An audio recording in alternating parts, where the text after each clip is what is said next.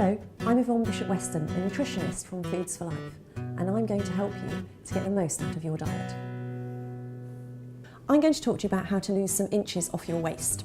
We come in different shapes and sizes, obviously, and we can generally break those down to being an apple shape if we've lost our waist and we've become a little bit round in the middle, to being a pear shape, which is a shape that lots of women are when we tend to get big hips and a big bottom, and that's more related to having a higher amount of estrogen in the diet. And sometimes we tend to just have too much weight all over, and the weight isn't good, the skin isn't good, and we've got cellulite, and that tends to be because our diet is just all wrong for us, and we're having a diet too high in toxins. What I really want to talk to you about is how to help get your waist back and not be such an apple shape. One of the key reasons that we gain weight around the waist is because we're stressed. We have glands called the adrenal glands, and they make stress hormones, cortisol and DHEA. And those stress hormones will influence whether we use our food as fuel, as energy, and whether we're going to use that to be fit and active and burn off our calories, or whether we use it to store as body fat.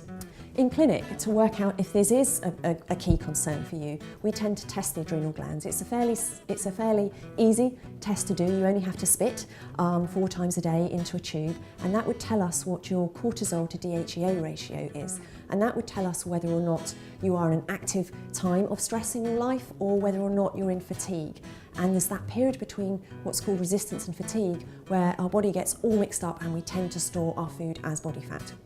So obviously, if we are coming back with a poor adrenal result and that is contributing to our weight gain, we do need to do some things to sort out our lifestyle and reduce the impact that stress is having on the body. But food is probably one of the biggest stresses that we have upon our body. It's the way we put our diets together, and the individual things that we eat, of course, that lead to us utilising stress hormones more than we need to and make our bodies more stressed.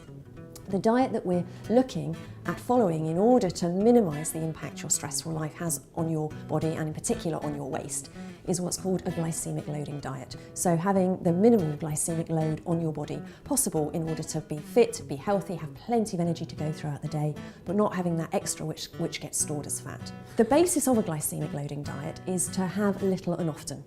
Because if we eat too much food, especially carbohydrates, the bread, the rice, the pasta, the potatoes, especially things like breakfast cereals, which are laden with sugar, the level of sugar in our blood tends to rise too high too fast. We then release a sugar storage hormone called insulin, and the insulin will drop that sugar down into storage.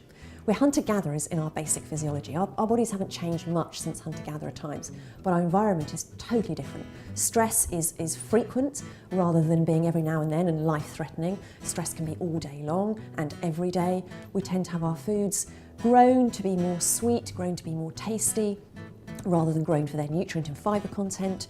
We then tend to really refine our foods, and then we tend to eat without any kind of pattern. We let life take over rather than control our life through our diet. So what we're looking at is going back to basics as much as we can, to go for the whole grain carbohydrates. And I don't mean brown bread, but wholemeal bread, or even better than that, go for other things, other grains rather than just wheat. Go for buckwheat pasta, go for quinoa, go for brown basmati rice, go for barley couscous instead of wheat couscous. Avoid the white starchy carbs, especially the sugary ones. All of these will break down in the bloodstream, all of these will break down in the digestive system very quickly, releasing their sugars, so your hunter-gatherer body panics that you're going to glycosylate or sugarcoat or kind of toffee apple your cells, which is very dangerous. So it will release a sugar storage hormone called insulin and tuck that sugar away as body fat, ready for the next time of famine, which in the Western world we don't tend to get. Another really important thing to bear in mind in a glycemic loaded diet is that you are having the right quantity of lean protein. So not choosing proteins high in saturated fats like the intensively reared meat, but going more for your lean proteins. So if you are eating meat, go for organic, free-range meat. If you are eating fish, go for fish which is lower in mercury and other toxins. And don't forget the plant-based protein, because the plant-based protein has all the benefits of fibre to help us feel fuller and to help us release our sugars more slowly so we don't store them as body fat. Things like tofu, which you can do a lot to make it tasty. You can marinate it in delicious things and then bake it rather than having it just plain. Things like nuts and seeds are fantastic sources of essential fatty acid, which actually helps weight loss, and protein. And there's many different types. Sprouted beans are a wonderful source of protein because the sprouted beans have released all of that vitality, all of the live enzymes as soon as you add water to them and they start to sprout and become live again. All of these types of things are wonderful sources of proteins, and they should make up about a quarter of your plate. The starchy carbohydrate should make up about a quarter of your plate, and then the rest of your plate should really be made up of this fantastic array of fruits and vegetables. The fruits and vegetables are better eaten raw at lunchtime, and then in the evening, ideally have them cooked, as by evening our digestive system is a little bit more sluggish, we don't break them down as easily, and we're more likely to just feel uncomfortable at night and not sleep so well. And there is some new evidence that states that sleep is absolutely vital for weight loss. If we're having less than 7 hours sleep a night, we are not going to lose weight effectively and healthily. So we do need between 7 hours sleep every night in order to have proper healthy weight loss.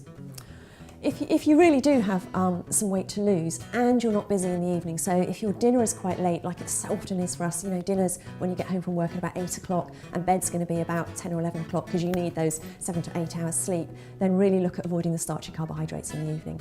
If you're not going to be exercising in the evening, then your waist does not need those extra carbs because they are obviously full of potential energy. So really instead go for 3/4 of a plate full of vegetables, and maybe even a little bit of fruit, and then 1/4 of your plate with a good source of lean protein.